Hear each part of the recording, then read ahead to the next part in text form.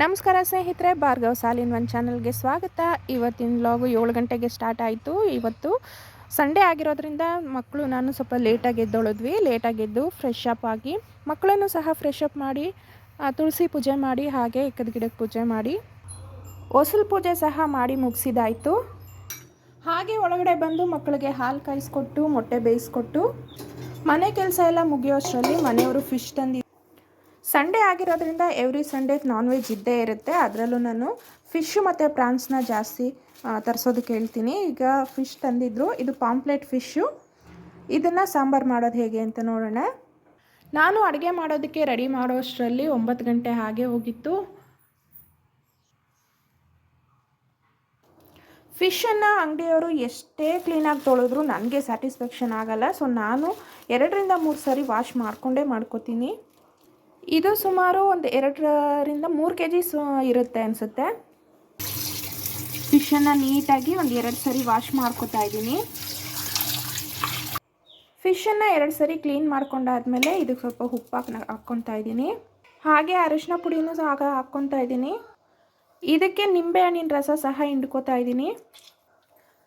ಮಸಾಲೆ ರುಬ್ಕೊಳ್ಳೋದಕ್ಕೂ ಮುಂಚೆ ಈ ರೀತಿ ಮ್ಯಾರಿನೇಟ್ ಮಾಡ್ಕೊಳ್ಳೋದ್ರಿಂದ ಫಿಶ್ ಸ್ಮೆಲ್ಲೆಲ್ಲ ಹೊರಟೋಗುತ್ತೆ, ಹಾಗೆ ಟೇಸ್ಟ್ ಕೂಡ ಚೆನ್ನಾಗಿರುತ್ತೆ. ಈ ರೀತಿ ನೆನೆಸಿ ಒಂದು ಅರ್ಧ ಗಂಟೆ ಬಿಟ್ಬಿಡಬೇಕು. ಬಿಟ್ಟ ಮೇಲೆ ಮತ್ತೆ ಒಂದು ಸರಿ ಇದನ್ನೆಲ್ಲ ತೊಳೆದ್ಬಿಟ್ಟು ಆಮೇಲೆ ಸಾಂಬಾರ್ಗೆ ಹಾಕ್ಕೋತೀನಿ ನಾನು. ನೋಡಿ, ನೀಟಾಗಿ ಕಲಸಿ ಇಟ್ಕೊಂಡಿದ್ದೀನಿ. ಇದನ್ನು ಒಂದು ಅರ್ಧ ಗಂಟೆ ಹಾಗೆ ಬಿಟ್ಬಿಡೋಣ. ಜೊತೆಗೆ ಪ್ರಾನ್ಸ್ ಕೂಡ ತರಿಸಿದ್ದೆ ಮಕ್ಳಿಗೋಸ್ಕರ. ಇದೊಂದು ಅರ್ಧ kg ಪ್ರಾನ್ಸ್ ಇದೆ. ಮನೆಗೆ ತಂದಮೇಲೆ ಮತ್ತೆ ನಾವು ಕ್ಲೀನ್ ಯಾಕೆ ಮಾಡ್ಕೋಬೇಕು ಅಂದರೆ, ನೋಡಿ ಈ ರೀತಿ ಇರುತ್ತೆ. ಕ್ಲೀನ್ ಮಾಡಿರೋದೆಲ್ಲ ಸರಿಯಾಗಿ ಅವರು ಕ್ಲೀನ್ ಮಾಡಿರಲ್ಲ, ಹಾಗೆ ಹಾಕಿರ್ತಾರೆ. ಯಾಕಂದರೆ ಅರ್ಜೆಂಟ್ ಇರುತ್ತೆ, ಅದು ಅವ್ರ ತಪ್ಪು ಅಂತಲೂ ನಾವು ಹೇಳೋಕ್ಕಾಗಲ್ಲ. ನೋಡಿ ಈ ಥರ ಇರುತ್ತೆ. ಇದನ್ನೆಲ್ಲ ನಾವು ಕ್ಲೀನ್ ಮಾಡ್ಕೋಬೇಕು. ಸೊ ನಾನು ಮನೆ ಚಿಕನ್ ಅಷ್ಟೇ, ಮನೆ ಫಿಶ್ ಅಷ್ಟೇ, ಯಾವ್ದು ತಂದರೂ ಸಹ ನಾನೊಂದು 3-4 ಸರಿ ಕ್ಲೀನ್ ಮಾಡಿಕೊಂಡೆ ಆಮೇಲೆ ಸಾಂಬಾರ್ಗಾಗಲಿ ಏನಕ್ಕಾದರೂ ಆಗಲಿ ರೆಡಿ ಮಾಡ್ಕೊಳ್ಳೋದು. ನೋಡಿ ಈ ರೀತಿ ವೇಸ್ಟ್ ಎಲ್ಲ ಇರುತ್ತೆ ಪ್ರಾನ್ಸ್ದು, ಹಾಗೆ ಹಾಕ್ಬಿಟ್ಟಿದ್ದಾರೆ. ಸೊ ಇದನ್ನೆಲ್ಲ ನೋಡಿಕೊಂಡು ಹೇಗೆ ಫಿಶ್ಗೆ ಮ್ಯಾರಿನೇಟ್ ಮಾಡಿಕೊಂಡು ಆ ರೀತಿ ಮಾಡ್ಕೋಬೇಕಾಗತ್ತೆ. ಮತ್ತು ನೆಕ್ಸ್ಟ್ ಇದು ಹೇಗೆ ಮಾಡೋದು ಅಂತ ತೋರಿಸ್ತೀನಿ. ಇಲ್ಲಿ ಮುದ್ದೆಗೆ ಇಟ್ಟಿದ್ದೀನಿ, ಮುದ್ದೆ ಸಹ ರೆಡಿ ಆಗ್ತಾ ಇದೆ. ಹಾಗೆ ನಾನಿಲ್ಲಿ ಅರಳಿ ಮರದ ಕಷಾಯನ ಮಾಡ್ಕೊಂಡಿದ್ದೀನಿ. ಡೈಲಿ ಇದು ನಮ್ಮ ರೊಟೀನ್ ಆಗಿರುತ್ತೆ, ಮನೆಯವ್ರಿಗಾಗ್ಬೋದು ಮಕ್ಕಳಿಗಾಗ್ಬೋದು. ಇದರ ಉಪಯೋಗನ ನಾನು ಈಗಾಗಲೇ ಹಿಂದಿನ ವೀಡಿಯೋದಲ್ಲಿ ಹಾಕಿದ್ದೀನಿ, ಏನಕ್ಕೆಲ್ಲ ಒಳ್ಳೆಯದು ಅಂತ. ಇದು ಸೊ ನನ್ನ ಡೈಲಿ ರೊಟೀನ್ ಆಗಿರುತ್ತೆ. ನಾನು ಒಂದು ಗ್ಲಾಸ್ ಕಷಾಯ ಕುಡಿದಾದ್ಮೇಲೆ ಫ್ಯಾನ್ ಇಟ್ಕೊಂಡಿದ್ದೀನಿ, ಒಂದು ಸಣ್ಣ ಫ್ಯಾನು. ಇದಕ್ಕೆ ಚಕ್ಕೆ, ಲವಂಗ, ಮೆಣಸು, ಜೀರಿಗೆ, ಮೆಂತ್ಯ, ಗಸಗಸೆ ಹಾಕ್ಕೊಂಡು ಇದ್ರ ಜೊತೆಗೆ 2 ಏಲಕ್ಕಿನ ಸಹ ಹಾಕ್ಕೊತಾ ಇದ್ದೀನಿ. ಇದನ್ನು ಚೆನ್ನಾಗಿ ಹುರ್ಕೊಂಡು ಆಮೇಲೆ ಗ್ರೈಂಡ್ ಮಾಡ್ಕೋಬೇಕಾಗುತ್ತೆ. ಫಿಶ್ ಸಾಂಬಾರಿಗೆ ಇದೇ ಒಳ್ಳೆ ಫ್ಲೇವರ್ ಕೊಡೋವಂಥದ್ದು. ಇದನ್ನು ಹಸಿದು ಹಾಕ್ಕೊಳ್ಳೋದಕ್ಕಿಂತ ಈ ರೀತಿ ಹುರಿದು ಹಾಕ್ಕೊಂಡ್ರೆ ಒಳ್ಳೆ ಘಮ ಬರುತ್ತೆ. ಹಾಗೆ ನಾನು 3 kg ಆಗುವಷ್ಟು ಹುಣಸೆಹಣ್ಣು, ನನ್ನ ಮುಷ್ಟಿಯಲ್ಲಿ 1 ಮುಷ್ಟಿ ಆಗುವಷ್ಟು ಹುಣಸೆಹಣ್ಣನ್ನು ತೊಗೊಂಡಿದ್ದೀನಿ. ಇದಕ್ಕೆ ನೀರು ಹಾಕಿ ನೆನೆಸಿಟ್ಕೋತಾ ಇದ್ದೀನಿ. ನಾನು ಕಷಾಯ ಕುಡಿದಾದ್ಮೇಲೆ ಒಂದು ಮಿಕ್ಸರ್ ಜಾರನ್ನ ತೊಗೊಂಡಿದ್ದೀನಿ. ಆ ಮಿಕ್ಸರ್ ಜಾರ್ಗೆ ಬೆಳ್ಳುಳ್ಳಿಯನ್ನು ಹಾಕ್ಕೊತಾ ಇದ್ದೀನಿ, ಈರುಳ್ಳಿ, ಟೊಮೆಟೊ, ಶುಂಠಿ, ಕೊಬ್ಬರಿ ಹಾಕ್ಕೋತಾ ಇದ್ದೀನಿ. ಬಿಡಿಸಿ ತೊಳೆದಿಟ್ಕೊಂಡಿರೋಂಥ ಕೊತ್ತಂಬರಿ ಸೊಪ್ಪು, ಆಗಲೇ ಫ್ರೈ ಮಾಡ್ಕೊಂಡಿರೋ ಅಂಥದ್ದು, ನೆನೆಸಿಟ್ಕೊಂಡಿರೋವಂಥ ಹುಣಸೆಹಣ್ಣನ್ನು ಸಹ ಗ್ರೈಂಡ್ ಮಾಡ್ಕೊಳ್ಳೋಕೆ ಹಾಕ್ಕೋತಾ ಇದ್ದೀನಿ.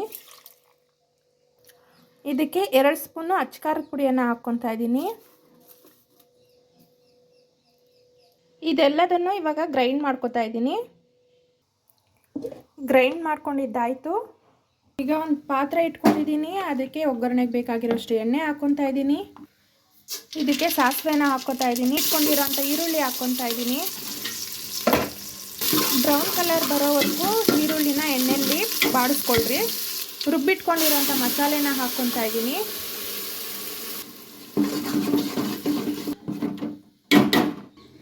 ಸಾಂಬಾರಿಗೆ ಬೇಕಾದಷ್ಟು ಇನ್ನಷ್ಟು ನೀರನ್ನು ಹಾಕ್ಕೊತಾ ಇದ್ದೀನಿ. ಫಿಶ್ ಸಾಂಬಾರು ಸ್ವಲ್ಪ ತೆಳುವಾಗಿದ್ರೇ ಚೆನ್ನಾಗಿರುತ್ತೆ, ಮಂದ ಇರಬಾರ್ದು. ಹಾಗೆ ರುಚಿಗೆ ತಕ್ಕಷ್ಟು ಉಪ್ಪನ್ನು ಹಾಕ್ಕೊತಾ ಇದ್ದೀನಿ. ಹಾಗೆ ಒಂದು ದೊಡ್ಡ ಸ್ಪೂನಲ್ಲಿ ಧನಿಯಾ ಪೌಡರನ್ನು ಆ್ಯಡ್ ಮಾಡ್ಕೋತಾ ಇದ್ದೀನಿ. ಸಾಂಬಾರು ಚೆನ್ನಾಗಿ ಕುದಿ ಬರಬೇಕು ಸ್ನೇಹಿತರೆ, ಕುದಿ ಬರೋದಕ್ಕೆ ಬಿಟ್ಟಿದ್ದೀನಿ. ಸಾಂಬಾರು ಚೆನ್ನಾಗಿ ಕುದೀತಾ ಇದೆ. ಈ ಕುದಿಯುವಂಥ ಸಾಂಬಾರಿಗೆ ಆಗಲೇ ನಾವು ಮ್ಯಾರಿನೇಟ್ ಮಾಡ್ಕೊಂಡು ಇಟ್ಕೊಂಡಿರೋವಂಥ ಫಿಶನ್ನು ಇನ್ನೊಂದು ಸರಿ ಕ್ಲೀನಾಗಿ ತೊಳೆದು ಹಾಕ್ಕೊತಾ ಇದ್ದೀನಿ.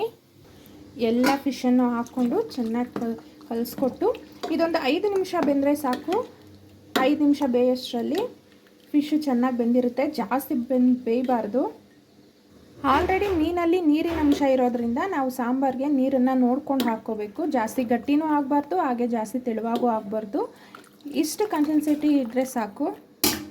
ಇದನ್ನು ಒಂದು 5 ನಿಮಿಷ ಬೇಯೋದಕ್ಕೆ ಬಿಡೋಣ. 5 ನಿಮಿಷ ಆದಮೇಲೆ ಸಾಂಬಾರು ಚೆನ್ನಾಗಿ ಕುದೀತಾ ಇದೆ, ಫಿಶು ಸಹ ಬೆಂದಿದೆ. ಸೊ ಈಗ ಸ್ಟವ್ ಆಫ್ ಮಾಡಿಕೊಂಡ್ರೆ ಆಯಿತು, ಫಿಶ್ ಸಾಂಬಾರು ರೆಡಿಯಾಗಿರುತ್ತೆ. ನೋಡಿ ಸಾಂಬಾರು ರೆಡಿ ಆಯಿತು. ಒಳ್ಳೆ ಫ್ಲೇವರ್ ಸಹ ಬರ್ತಾ ಇದೆ. ಸೊ ನಿಮಗೆ ಈ ವಿಡಿಯೋ ಇಷ್ಟ ಆಯಿತು ಅಂದರೆ ದಯವಿಟ್ಟು ಲೈಕ್ ಮಾಡಿ, ಶೇರ್ ಮಾಡಿ, ಕಮೆಂಟ್ ಮಾಡೋದನ್ನು ಮರಿಬೇಡಿ. ಹಾಗೆ ಸಬ್ಸ್ಕ್ರೈಬ್ ಮಾಡದೆ ನೋಡ್ತಿರೋರು ದಯವಿಟ್ಟು ಸಬ್ಸ್ಕ್ರೈಬ್ ಮಾಡ್ಕೊಂಡು ನೋಡಿ. ಈಗಾಗಲೇ ಸಬ್ಸ್ಕ್ರೈಬ್ ಮಾಡ್ಕೊಂಡಿರೋರು ನೋಟಿಫಿಕೇಷನ್ ಬಂದಿರುತ್ತೆ, ದಯವಿಟ್ಟು ನೋಟಿಫಿಕೇಷನ್ನ ಓಪನ್ ಮಾಡಿ ನೋಡಿ. ಯಾಕೆ ಅಂದರೆ ನಿಮ್ಮ ಸಪೋರ್ಟ್ ನನಗೆ ತುಂಬಾ ಇಂಪಾರ್ಟೆಂಟ್ ಆಗಿರುತ್ತೆ. ಸೊ ಇವತ್ತಿನ ವಿಡಿಯೋ ಇಲ್ಲಿಗೆ ಎಂಡ್ ಮಾಡ್ತಾ ಇದ್ದೀನಿ. ಇನ್ನೊಂದು ವಿಡಿಯೋ ಇನ್ನೊಂದು ದಿನ ನಿಮ್ಮ ಜೊತೆ ಶೇರ್ ಮಾಡ್ಕೋತೀನಿ. ಅಲ್ಲಿವರೆಗೂ ನಮಸ್ಕಾರ.